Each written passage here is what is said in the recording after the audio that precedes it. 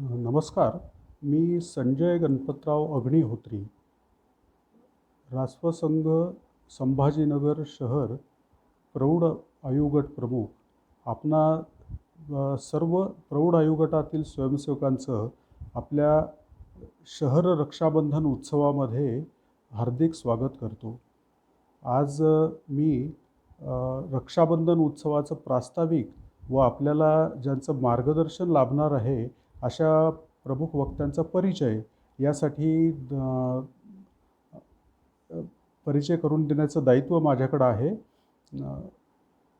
आपल्या सर्वांनाच माहिती आहे की संघाचे जे 6 उत्सव आहेत, तर त्यापैकी हा आपला रक्षाबंधनाचा जो उत्सव आहे, तर तो एक संपर्क उत्सव, जास्तीत जास्त लोकांपर्यंत जाण्यासाठीचा उत्सव हा असा आपण सातत्याने साजरा करत आलेलो आहोत. त्याचबरोबर सेवावस्थीमध्ये जाऊन धर्म रक्षाबंधन करणे हा सुद्धा या उत्सवाचा एक भाग आहे. पण त्याचबरोबर आता आपल्याला माहिती आहे की गेल्या मार्च महिन्यापासूनच या करोनाच्या वैश्विक महामारीमुळे आपल्याला सर्वांनाच उत्सवाचं स्वरूप असेल, संपर्क असेल, ह्याच्यामध्ये बदल हा सातत्याने झालेला आहे.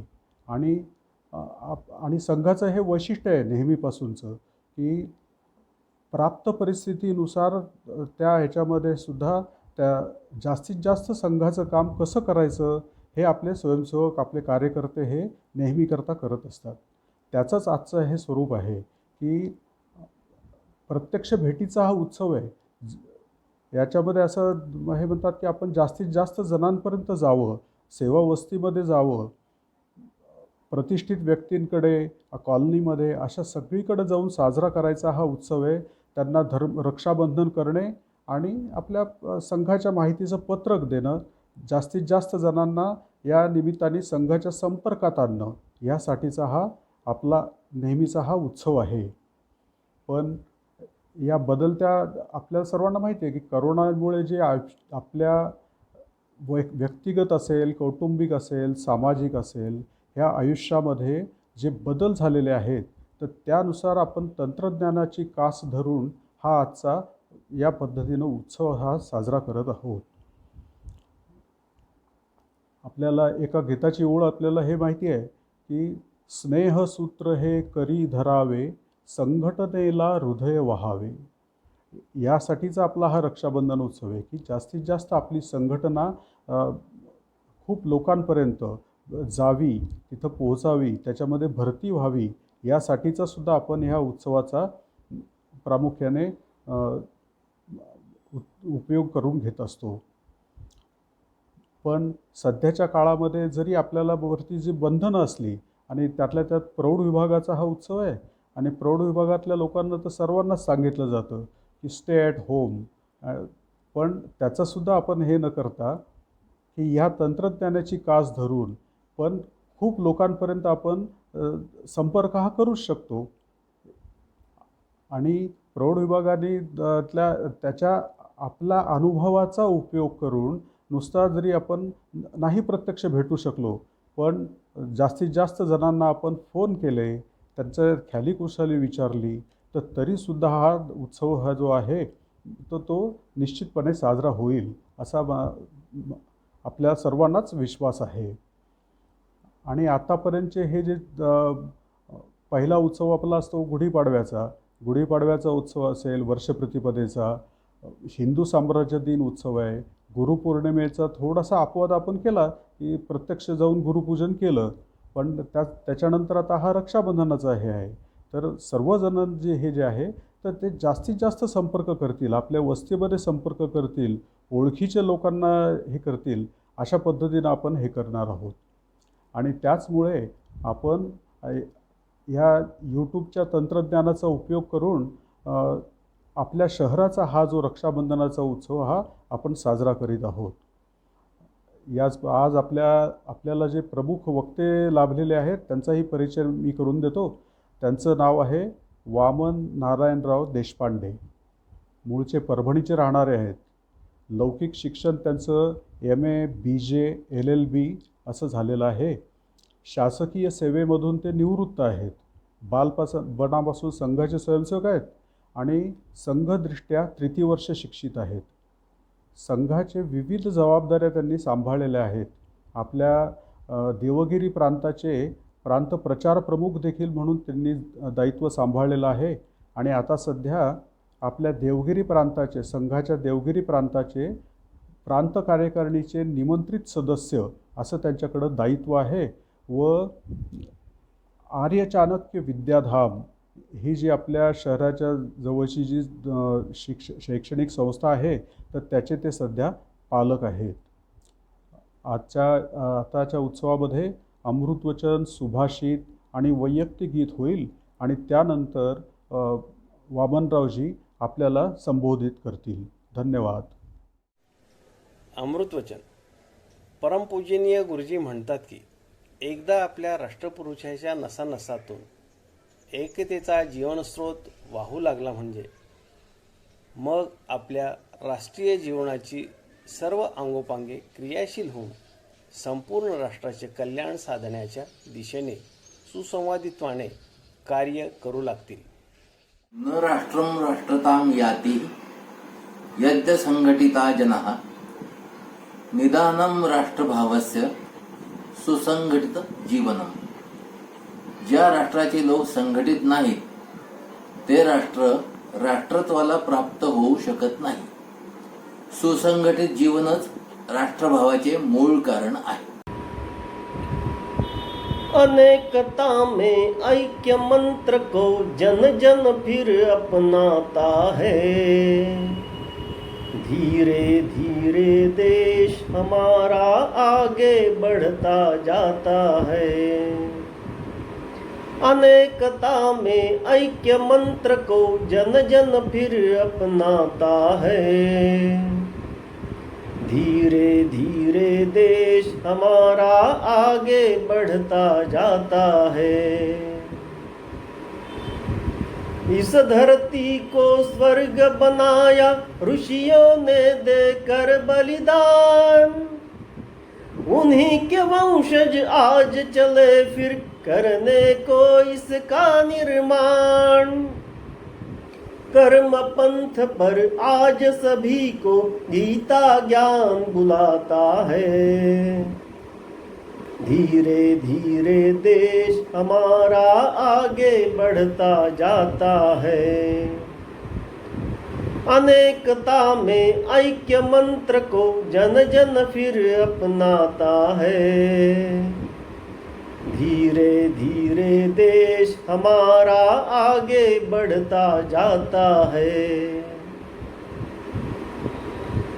जाति प्रांत और वर्ग भेद के भ्रम को दूर भगाना है. भूख बीमारी और बेकारी इनको आज हटाना है. एक देश का भाव जगा दे सबकी भारत माता है.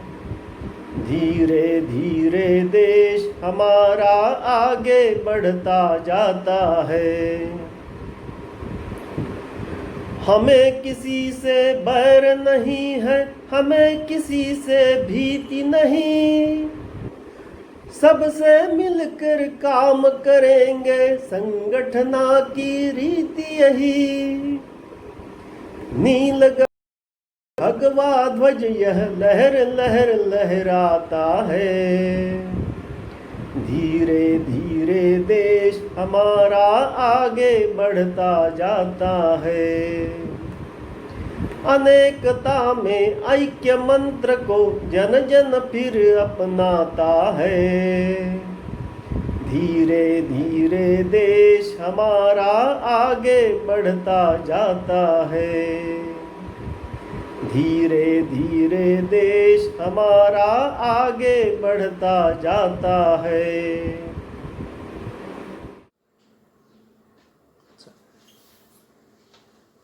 उद्या नारळी पौर्णिमा अर्थात श्रावणी पौर्णिमा किंवा त्यालाच राखी पौर्णिमा असंही म्हटलं जातं. परंपरेनं आपल्या हिंदू समाजामध्ये प्रत्येक बहीण आपल्या भावाला राखी बांधते आणि त्याच्याकडून आपल्या रक्षणाच्या जबाबदारीचं वचन घेते. तद्वतच प्रत्येक भाऊ आपल्या बहिणीकडून राखी बांधून घेतो आणि तिच्या रक्षणाची जबाबदारी स्वीकारल्याचं एका अर्थानं तिला अभिवचन देतो. याच दिवशी आपला कोळी समाज समुद्रावर जगणारा, समुद्रावरच वावरणारा, त्यामुळे समुद्राची पूजा या दिवशी तो करतो, समुद्राला नारळ वाढवतो आणि आपल्या नवीन व्यवसायाला या निमित्ताने प्रारंभ करतो. या रक्षाबंधनाचे आपल्या ग्रंथांमध्ये संदर्भ येतात. वेन राजाची कथा आपल्याला माहिती असेल किंवा बळीराजाची कथाही आपल्याला आपण ऐकली असेल. कोण होता बळीराजा? हा बळीराजा देशस्थच होता, म्हणजे इथलाच होता, याच देशातला होता. मात्र उन्मत्त होता, प्रजेला त्रास द्यायचा, आसुरी वृत्तीनं वागायचा आणि सगळी जनता त्राहिमाम झाली. आणि मग समाजाने असं ठरवलं की याचा आपण काहीतरी बंदोबस्त केला पाहिजे. आणि मग समाज एकत्र आला आणि त्या बळीराजाला एका सूत्रामध्ये बांधलं आणि त्याला बांधून तसंच ठेवलं. आणि त्यामुळे सगळ्या समाजाचं त्याच्यापासून रक्षण झालं. आपण व्यवहारामध्ये राखी बांधताना तो श्लोक म्हणतोच, येन बद्धो बळीराजा. हा श्लोक म्हणून आपण एकमेकाला राखी बांधतो आणि तेच स्मरण करतो की जसं त्याच्यामुळे आपलं रक्षण झालं तसं हे सूत्र बांधल्यामुळे आपलं एकमेकांचं रक्षण होईल, अशी भावना मनामध्ये या निमित्ताने जागी होती. हा रक्षाबंधन उत्सव हा परस्परांमध्ये स्नेह वृद्धिंकन करण्याचा उत्सव आहे. किंबहुना आपल्या देशामध्ये जी उत्सवांची जी रचना झाली ती उत्सवांची रचना याचसाठी झालेली आहे की या निमित्ताने समाज एकत्र यावा, परस्परांमध्ये विचारांचं आदान प्रदान व्हावं, परस्परांच्यामध्ये स्नेह वृद्धिंगत व्हावा, यासाठीच हा उत्सव आहे किंवा अशा उत्सवांची रचना त्यासाठीच केलेली आहे. विश्वामित्र ऋषींची कथा आपल्याला माहिती आहे. यज्ञ संस्था विश्वामित्र ऋषी तिचं रक्षण करत होते, तिचं पालन करत होते, ती टिकवण्याचं काम करत होते. पण यज्ञ प्रारंभ झाला, यज्ञ प्रारंभ करायची वेळ आली की राक्षस यायचे आणि ती यज्ञ मंडप, ती यज्ञ संस्था, यज्ञवेदी या सगळ्यांचा विध्वंस करून जायचे. पण विश्वामित्र त्राहिमाम झाले. काय करावं? शेवटी प्रभू रामचंद्रांकडे गेले आणि त्यांना विनंती केली की असा आम्हाला राक्षस त्रास देत आहेत, आपण त्याचा काहीतरी निपात करावा. प्रभू रामचंद्र आले, त्यांनी त्या सगळ्या राक्षसांशी लढाई केली, त्यांचा सगळ्यांचा निपात केला, सगळ्या ऋषीमुनींना संकटातून सोडवलं आणि यज्ञ संस्थेचं रक्षण केलं. हे यज्ञ संस्थेचं रक्षण केलं, एका अर्थाने हे धर्मसंस्थेचं धर्मकार्यच केलं. अशा प्रकारचं कार्य करण्याची प्रेरणा अशा उत्सवांमधून समाजाला मिळत असते. या निमित्ताने प्रभू रामचंद्रांच्या जीवनातलं आणखी एक उदाहरण आपल्याला पाहता येईल. सीतामाईचा शोध घेता घेता असं लक्षात आलं की सीतामाई लंकेत आहेत, अशोकवनात आहेत. प्रभू रामचंद्र लंकेवर स्वारी करण्यासाठी निघाले. जाताना कोणीच नाही सोबत. घरून वनात जाताना जेवढे होते तेवढेच जण होते.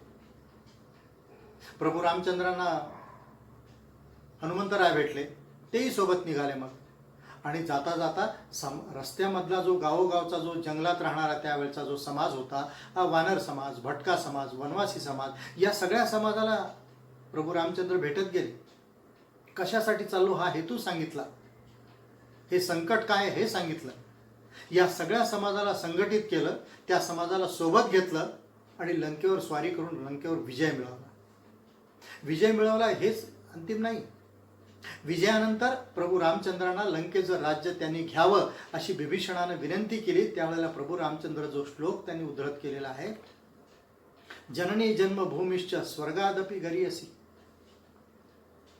ही जी माझी जन्मभूमी आहे ती माझी जन्मभूमी स्वर्गापेक्षाही श्रेष्ठ आहे. त्यामुळे सोन्याची जरी असली लंका तरी ती सोन्याची लंका मला नको. ही केवळ बिभीषणाला सांगितलं असं नाही, तर त्या ठिकाणी उपस्थित असलेल्या सर्वांना याच्यातून एक संदेश दिला की आपली मातृभूमी सर्वोपरी असली पाहिजे, मातृभूमी सर्वश्रेष्ठ असली पाहिजे आणि जगातल्या कोणत्याही इतर गोष्टींपेक्षा आपल्याला मातृभूमी श्रेष्ठ वाटली पाहिजे. पण असा समाज हा त्यावेळच्या वातावरणात भारलेला गेलेला होता.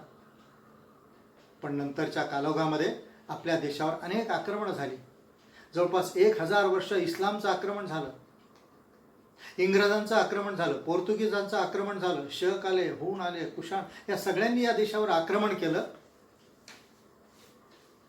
संस्कृती नष्ट नाही झाली त्या काळामध्ये हे जरी नक्की असलं तरी त्याचे काही आघात झालेच, त्याचे काही परिणाम झालेच.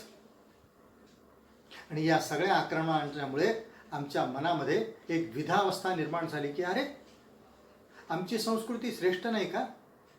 आमचा बुद्धिभेद केला की तुमच्या संस्कृतीत हे दोष आहेत, ते दोष आहेत, ह्या त्रुटी आहेत, ते तुमच्या चुकीचं आहे. अनेक शिकले सवरलेले विचारवंत बुद्धिवंत त्या काळातले असलेले समाजधुरीण, समाजाचं नेतृत्व करणारी मंडळी, यांच्याही मनामध्ये अशा प्रकारचा संभ्रम, अशा प्रकारचं किलमिश उत्पन्न झालं की अरे, असं आहे का? अरे हो, हे तर दिसतंच आहे, खरंच आहे. मग अशा प्रकारची भावना समाजाच्या मनामध्ये निर्माण झाली आणि त्यामुळे मग आमचा देश पारतंत्र्यातच राहिला. समाजामध्ये गुलामी वृत्ती वाढायला लागली. आमच्या श्रेष्ठ परंपरा, आमची संस्कृती, या सगळ्यांचं आम्हाला विस्मरण झालं. आमचे पूर्वसुरी कोण होते, पूर्वसुरींचं कर्तृत्व काय होतं, या सगळ्यांवर पाणी फिरल्या गेलं जणू काही. आणि आमचा काही इतिहासच नाही, आमची काही मागची परंपराच नाही. आणि आता हे सगळे आल्यापासूनच जणू काही आपला देश उभा राहिलेला, आपला देश निर्माण झाला, अशी भावना त्यावेळच्या धुरीणांच्या मनामध्ये निर्माण झाली. परिणामी देश गर्तेत चालला, समाज आणखी विघटित होत चालला. या सगळ्यामधून जर समाजाला जर बाहेर काढायचं असेल तर समाजाला काहीतरी दिशा देण्याची गरज होती. आणि मग अशा प्रकारची समाजाला दिशा देण्याचं काम डॉक्टर हेडगेवारांच्या काळामध्ये सुरू झालं. की आम्ही तर गौरव सांगतो, आमचा इतक्या वर्षाचा इतिहास आहे, हे श्रेष्ठ पुरुष आहेत, अमुक आहे, टमुक आहे, आणि समाजाचा व्यवहार असा कसा? समाजाच्या मनामध्ये एकमेकांबद्दल विश्वास नाही, इतिहासाबद्दल गौरव नाही, पूर्वसुरींबद्दल अभिमान नाही, आमच्या सगळ्या चालीरीती, संस्कृती, परंपरा यांच्याबद्दल आम्हाला कोणालाही काही खंत वाटत नाही. मग असं हे जर बदलायचं असेल तर याच्यासाठी काही मुद्दाम प्रयत्न केले पाहिजेत. आणि असे प्रयत्न करण्याच्या दृष्टीने डॉक्टर हेडगेवारांच्या काळामध्ये संघाची स्थापना झाली. मग असा जर एकरस समाज निर्माण करायचा असेल, या देशातला मूळ असलेला हिंदू समाज जर पुन्हा उभा करायचा असेल, त्याच्यामध्ये काही प्रयत्नांची आवश्यकता आहे. जाणीवपूर्वक काही गोष्टी समाजामध्ये पुन्हा उत्पन्न कराव्या लागतील. अशा गोष्टी उत्पन्न करण्यासाठी काही जणांना स्वतःला वाहून घ्यावं लागेल.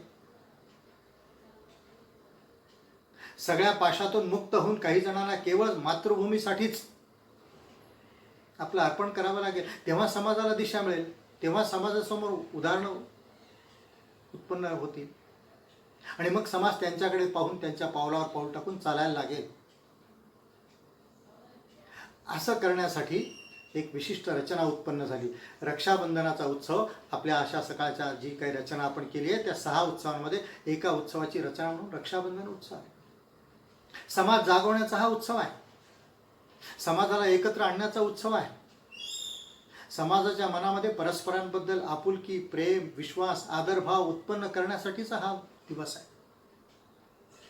आणि मग रक्षाबंधनाच्या उत्सवाचं हे सूत्र ध्यानात घेऊन आपण जर आपल्या पूर्व इतिहासाचं जर अवलोकन केलं तर आपल्या असं लक्षात येईल की समाजामध्ये अशा प्रकारची जी अवनत अवस्था आली होती, ती अवनत अवस्थेमधून समाजाला बाहेर काढण्यासाठी आपल्या पूर्वीच्या गौरवशाली इतिहासाचं स्मरण समाजाला करून दिलं पाहिजे. आणि मग राम जन्मभूमीचा इतिहास आपण पाहू शकतो. 77 लढाया इतिहासामध्ये राम जन्मभूमीसाठी आपल्याला कराव्या लागल्या. अनेकांनी संघर्ष केला, पिढ्यानपिढ्या हा संघर्ष चालूच राहिला. एक पिढी झाली की दुसऱ्या पिढीमध्ये हा विचार संक्रमित व्हायचा, दुसऱ्या पिढीतून तिसऱ्या पिढीत ही प्रेरणा उत्पन्न व्हायची. पण हा संघर्ष अखंडपणे, या संघर्षात कधी खंड पडला नाही, कारण ही राम जन्मभूमी प्रभू रामचंद्रांचं जन्मस्थान हे आमचं आराध्य आहे, ही भावना समाजाच्या मनामध्ये होतीच. त्याला फुंकर घालण्याची गरज होती. अनेक साधू संतांनी स्वतःचं बलिदान दिलं. सामान्य जनांनी त्याच्यासाठी हौतात्म्य पत्करलं. आणि आपण सगळेजण अत्यंत भाग्यवान आहोत की याची द्याही याची डोळा आपल्या आयुष्यामध्ये आपण प्रौढ विभागातले कार्यकर्ते आहोत. आपल्याला तो अधिक जास्त आनंद आहे त्याचा की आपल्या स्वतःच्या आयुष्यात आपल्याला हे पाहण्याचं भाग्य लाभलेलं आहे की येत्या 5 ऑगस्टला या भव्य श्रीराम जन्मभूमी तीर्थक्षेत्राच्या ठिकाणी राम मंदिराचा भूमिपूजनाचा कार्यक्रम होणार आहे आणि आपण सगळेजण त्याचे साक्षीदार आहोत.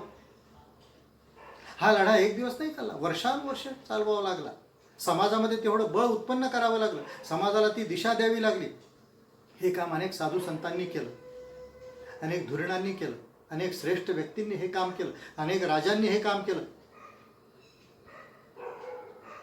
प्रभू रामचंद्रांचं जन्मस्थान आपण मुक्त करू शकलो, हा आपल्या सगळ्यांसाठी अतिशय अभिमानाचा, गर्वाचा विषय.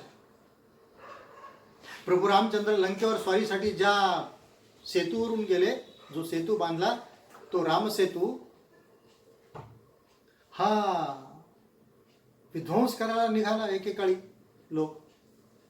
या देशातलं सरकार एकेकाळी ते विध्वंस करायला निघालं की या रामसेतूची आवश्यकता नाही, आम्हाला तिथून जहाजांचा रस्ता करायचा आहे, जहाज येण्या जाण्यासाठी.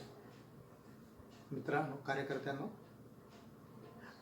रामसेतू हा केवळ आध्यात्मिक आणि आमच्या गौरवाचाच विषय केवळ एवढाच नाही, तो विज्ञानाच्या दृष्टीने सुद्धा महत्वाचा. अत्यंत समृद्ध अशा थोरियमचा साठा त्या रामसेतूच्या त्या सगळ्या समुद्राच्या ठिकाणी आहे. आणि हे समृद्ध असलेलं थोरियम आम्हाला पुढच्या आमच्या अनेक कारणांसाठी आवश्यकता आहे. आमच्या अणुप्रकल्पासाठी त्याची आवश्यकता आहे. आणि म्हणून रामसेतूचं रक्षण झालं पाहिजे, म्हणून आपण लढाई केली आणि आपण ती लढाई जिंकलो. अमरनाथचं आंदोलन आपल्याला माहिती आहे. जम्मू काश्मीरमध्ये आत्ता मागचे 2 वर्ष जर सोडले तर जम्मू काश्मीरमध्ये आपल्याला जाणं सुद्धा मुश्किल होतं. जम्मू प्रदेश ओलांडल्याच्या पुढे जाऊ शकत नव्हतो आपण. पण आपण त्याही दृष्टीने आपण भाग्यवान आहोत की संपूर्ण जम्मू काश्मीर हा आता एक जिन्सी या भारताचा अविभाज्य भाग जो पूर्वी होताच, पण ज्याच्यावर शंका उपस्थित केल्या जात होत्या, त्या शंकांचं सगळं आता निरसन करून तो भाग आपल्या भूमीला जोडला गेलेला आहे. अमरनाथाचं मंदिर आहे तिथे. त्या गुफेमध्ये अमरनाथाच्या त्या लिंगाचं दर्शन घेण्यासाठी देशातल्या कानाकोपऱ्यातला समाज जातो. त्या मंदिराची असलेली जमीन सरकारनं परत घेतली, त्यावेळच्या सरकारनं परत घेतली. याच्या विरोधात जम्मू काश्मीरमधल्या जनतेमध्ये, हिंदू समाजामध्ये मोठा रोष उत्पन्न झाला आणि त्याच्या विरोधात एक आंदोलन उभं राहिलं. अनेक वृद्ध, तरुण, महिला, बाळ, लहान मोठे, उच्च नीच, शिक्षित अशिक्षित या सर्वांनी त्या आंदोलनामध्ये भाग घेतला आणि त्या आंदोलनाला इतका जोरदार प्रतिसाद मिळाला की त्यावेळच्या एका अर्थानं राष्ट्रविरोधी सरकारला सुद्धा पराभव पत्करावा लागला आणि ते यश आपल्या पदरात पडलं. समाज जागरणाच्या कार्यक्रमामधून हे सगळ्या प्रकारचे लढे आपण यशस्वी केले. समाज जागरणाचं काम करण्यासाठी रक्षाबंधनाचा उत्सव महत्वाचा आहे. कारण हे करण्यासाठी मनामध्ये एक सूत्र धरून चालावं लागलं आपल्याला. आम्ही गीत म्हणतो, या पवित्रतम देशातील हिंदू हिंदू माझा आहे, भारतीय जनसिंधूतील बिंदू बिंदू माझा आहे, इथला प्रत्येक जण माझा आहे, मी त्याचा आहे, तो माझा आहे. हा भाव आमच्या सर्वांच्या मनामध्ये रुजला गेला तरच एका अर्थानं, खऱ्या अर्थानं आपल्याला जे पाहिजे ते यश प्राप्त करता येऊ शकतं. हे या सगळ्या आंदोलनाच्या काळामध्ये सिद्ध झालेलं आहे. या सगळ्या आंदोलनांमध्ये देशामध्ये एक चैतन्य उत्पन्न झालं, समाजामध्ये एक चैतन्याची लहर उत्पन्न झाली. समाज जागा झाला की अरे आपली परंपरा काय, आपला गौरवशाली इतिहास काय, या देशाला अनेक वर्ष, हजारो वर्षांची परंपरा असलेला हा देश कोणामुळे टिकलेला आहे, आमची श्रेष्ठ संस्कृती, आमची श्रेष्ठ साहित्य, हे सगळं कोणामुळे टिकलेलं आहे, हा सगळा इतिहास एकदा पुन्हा वाचण्याची आवश्यकता लोकांच्या मनामध्ये निर्माण झाली. आणि हे चैतन्य जे समाजामध्ये भरून राहिलं, त्या चैतन्यामुळे समाज एकरस. आपण आजही पाहतो की समाजामध्ये हे चैतन्य आजही आपल्याला दिसत आहे. चीनने काही परवा आगळीक केली आणि चीनला यापूर्वी कधीही घडला नाही असं अघटित घडलं आणि चीनला आपण धडा शिकवला. एकाच दोन, त्यांनी 20 मारले तर आपण 43 मारले. एकाच दोन याच्यापेक्षाही जास्त प्रमाणामध्ये चीनच्या सैनिकांना कंठस्नान घातलं. आणि केवळ एवढ्यावरच थांबलं नाही, तर या सगळ्या घटनेमुळे संपूर्ण देशामध्ये एक चैतन्याचं वातावरण उत्पन्न झालं, एक प्रेरणादायी वातावरण उत्पन्न झालं. अरे हे असं झालेलं आहे, आपण चीनच्या विरोधात उभं राहिलं पाहिजे. मग या सगळ्या वातावरणामध्ये शिक्षित, अशिक्षित, उद्योजक, विचारवंत, मोठी मंडळी, लहान मंडळी, व्यापारी, सगळेजण की चीनच्या वर संपूर्ण बहिष्कार टाकला पाहिजे. याच्यासाठी सरकारने आवाहन नाही केलं, याच्यासाठी कोणी काही पत्रक नाही काढलं. समाजाच्या मनामध्ये जी भावना होती त्या भावनेला या निमित्ताने खतपाणी मिळालं. आणि समाजाच्या मनातली ही भावना की चीनची कोणतीही वस्तू आम्ही आता विकत घेणार नाही, चीनवर संपूर्ण बहिष्कार. मग सरकार कसं मागे राहील? मग सरकारने सांगितलं सगळ्या चीनी ॲपवर आम्ही बंदी घाल, आणि घातली प्रत्यक्ष बंदी. हे घडलं कशामुळे? समाज जागरणाच्या कार्यक्रमांमुळे हे घडलेले. आणि अशा प्रकारचे समाज जागरणाचे कार्यक्रम मागच्या गेल्या अनेक वर्षांमध्ये आपण जे करत आलेलो आहोत त्याचा परिणाम हा आहे. रक्षाबंधन उत्सव असा समाज जागरणाचा, मगाशी म्हटलं तसा उत्सव आहे. या निमित्ताने समाजातल्या घरोघरी जायचं आहे, रक्षाबंधनाचं सूत्र त्याच्या हातात बांधायचं आहे आणि त्याच्या रक्षणाची जबाबदारी मी घेतलेली आहे असं त्याला वचन द्यायचं आहे. तोही दुसऱ्याकडे जातो, तोही म्हणतो की मी तुझ्या रक्षणाची. असा समाज सगळा परस्परांच्या एकत्वाच्या सूत्राने एकदा बांधला गेला तर मी या देशाला जे पूर्वी वैभव प्राप्त झालं होतं, पूर्वीचं जे गुरुपदाचं स्थान होतं ते गुरुपदाचं स्थान पुन्हा आपल्याला मिळणार आहे. ज्या चीनचा आपण आता उल्लेख केला तसाच काही वर्षांपूर्वी, 21 वर्षापूर्वी एक घटना घडली होती. त्याला आत्ता 21 वर्ष पूर्ण झाले. 26 जुलैला कारगिलवर आम्ही विजय मिळवला. काय झालं होतं कारगिलला? त्या गावातला, द्रास जवळच्या गावातला, त्या गावातला एक तरुण शेतकरी, तो तरुण गुराखी आपली गुरं ढोरं जनावरं चारत चारत चारत डोंगरावर गेला, उंच पहाडावर गेला.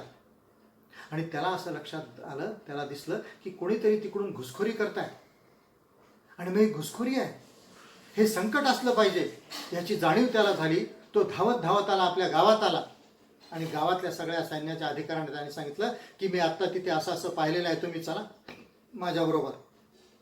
सैन्याचे अधिकारी, गावातले प्रमुख लोक गेले आणि तितक्या उंचावरून पाहिलं तर समोर पाकिस्तानमधून घुसखोरीचा प्रयत्न होत होता. लोक आतमध्ये आलेले होते आणि मग पुढचं सगळं युद्ध झालं. ते युद्ध, चौथं युद्ध आपण जिंकलं. हे सगळं आहे, सगळा इतिहास आपल्याला माहिती आहे. पण ज्या एका त्या व्यक्तीमुळे, ज्या एका त्या गुराख्यामुळे हे लक्षात आलं, त्या गुराख्यावर आत्ता परवा एक पोस्ट पण फिरत होती समाज माध्यमामध्ये, नामग्याल नावाचं नाव त्याचं. त्या नामग्यालच्या मनामध्ये हे का निर्माण झालं असेल, का ही भावना आली असेल की हे संकट आहे आणि हे ताबडतोब मी सांगितलं पाहिजे कोणाला तरी. ही मातृभूमीविषयीची जी भावना आहे, ही भावना त्याच्या मनामध्ये केव्हा तरी याचं बीज रोवल्या गेलं आणि त्या बीजाचं प्रगटीकरण या निमित्ताने झालं.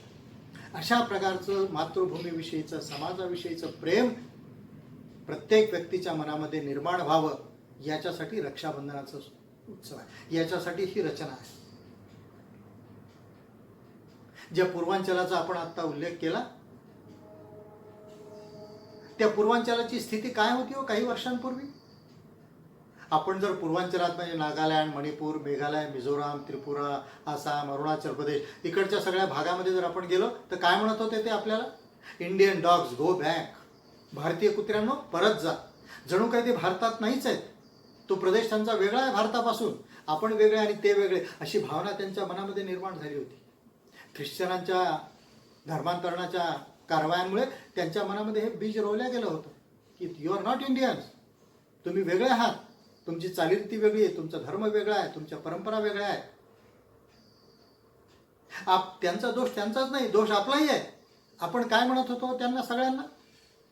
आपण त्यांना म्हणत होतो नकटे, चिनी, नेपाळी, सगळ्यांना आपण एकाच नामावलीमध्ये गुंडाळायचो. खरंच ते होते का? चिनी होते का? नेपाळी होते का? दोष त्यांचा नाही, दोष आपलाही आहे. हे जर बदलायचं असेल तर काही जणांना जाणीवपूर्वक प्रयत्न करावे लागतील. आपल्या शहरामध्ये प्रचारक होते भैयाजी काणे, मग ते पूर्वांचलात गेले, त्या काळात 60-70 वर्षापूर्वी गेले, काही व्यवस्था नसताना गेले, तिकडे राहिले, त्या समाजामध्ये काम केलं, परिणाम वातावरण बदलायला सुरुवात झाली. मग अनेक कार्यकर्ते तिकडे गेले, अनेकांनी तिकडेच आपलं आयुष्य कंठलं, तिकडेच पंचतत्वात विलीन पण झाले आणि त्या समाजाला, त्या संपूर्ण प्रदेशाला उर्वरित भारताशी जोडण्याचं काम त्यांनी केलं. याच्यामध्ये संघ आहे, राष्ट्रीय सेवा भारती म्हणून आत्ताचं संघटन आहे, वनवासी कल्याण आश्रम आहे, विवेकानंद केंद्र आहे. या सगळ्यांनी प्रयत्न केल्यामुळे हा संपूर्ण 7 सिस्टर्स प्रदेश ज्याला म्हटलं जातं, त्या 7 भाषा, या सगळ्या भगिनी आपल्या देशाला जोडल्या गेल्या. अनेकांना हौतात्म्य पत्करवलं. आपल्याला माहिती आहे की काही वर्षांपूर्वी, 20-25 वर्षापूर्वी 4 प्रचारकांची, कार्यकर्त्यांची हत्या झाली. त्रिपुरामध्ये नेऊन, चितगाव टेकड्यामध्ये नेऊन हत्या केली. तिकडे बांगलादेशामध्येच त्यांचं संपूर्ण.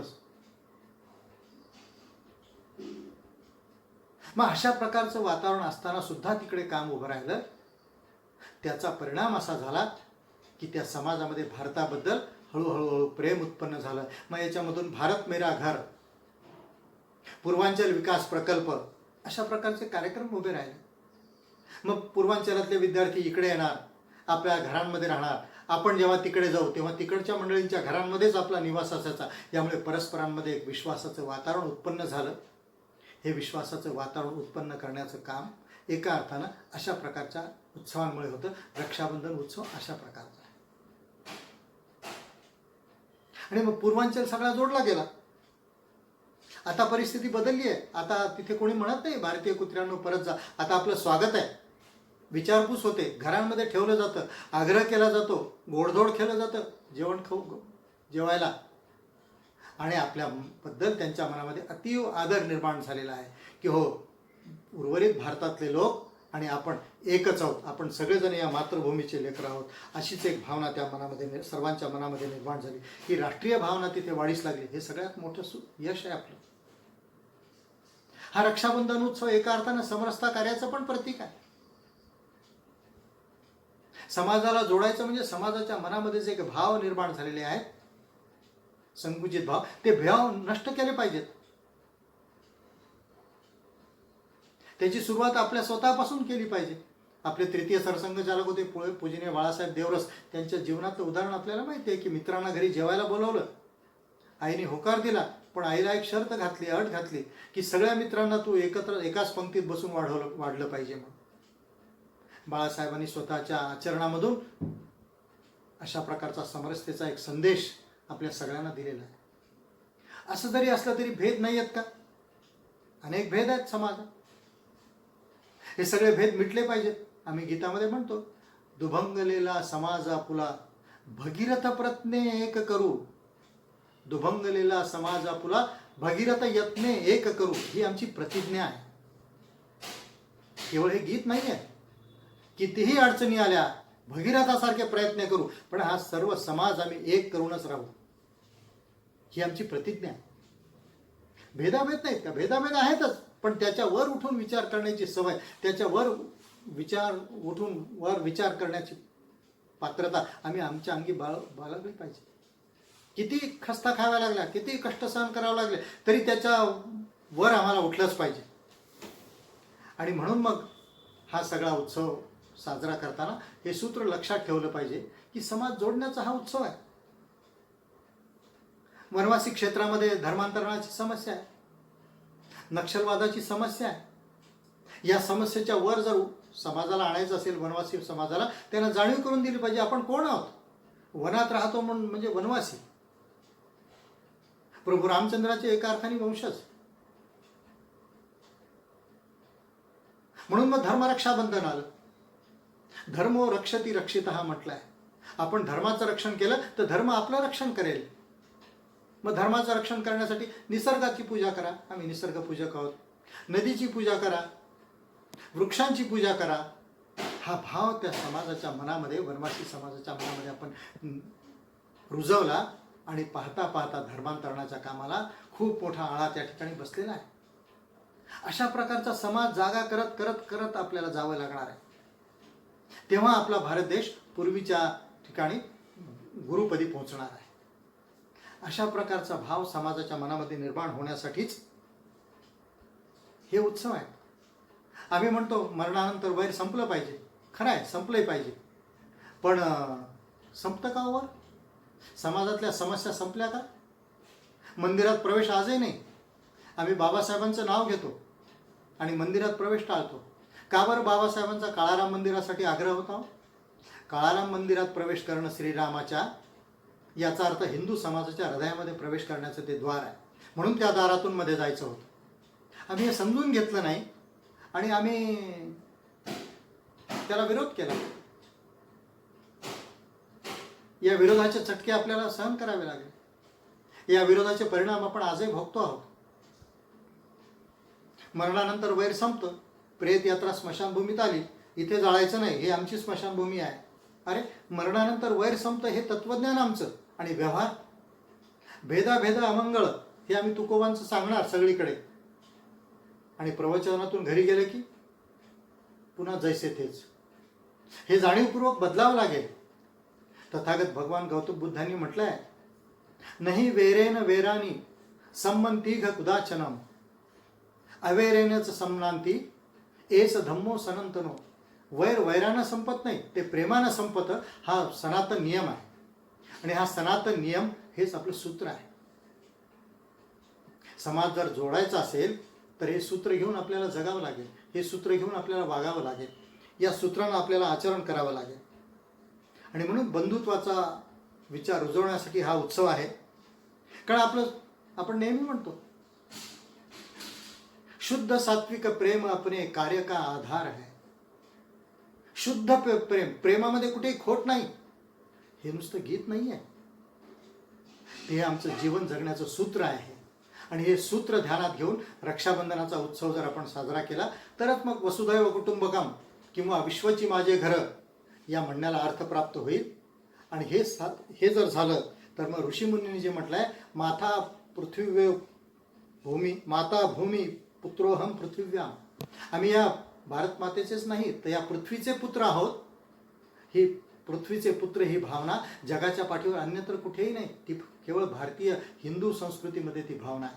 आणि ही भावना जर आपण जोपासायची असेल तर रक्षाबंधनाच्या कार्यक्रमाचा त्यासाठी उपयोग करून घेतला पाहिजे. तरच आमच्या म्हणण्याला अर्थ राहील. सर्वेपि सुखिनः सन्तु सर्वे सन्तु निरामया सर्वे भद्राणि पश्यन्तु मा कश्चित् दुःख भाग भवेत. ही आमची प्रार्थना आहे. ही प्रार्थना जर साध्य करायची असेल, सिद्ध करायची असेल तर रक्षाबंधनाच्या निमित्ताने समाजाजवळ जाणं आणि समाजाच्या रक्षणाची हमी घेणं, समाजाला विश्वास देणं हे आवश्यक आहे. ते सूत्र आपण घेऊन हा उत्सव साजरा करू एवढी विनंती करून थांबतो.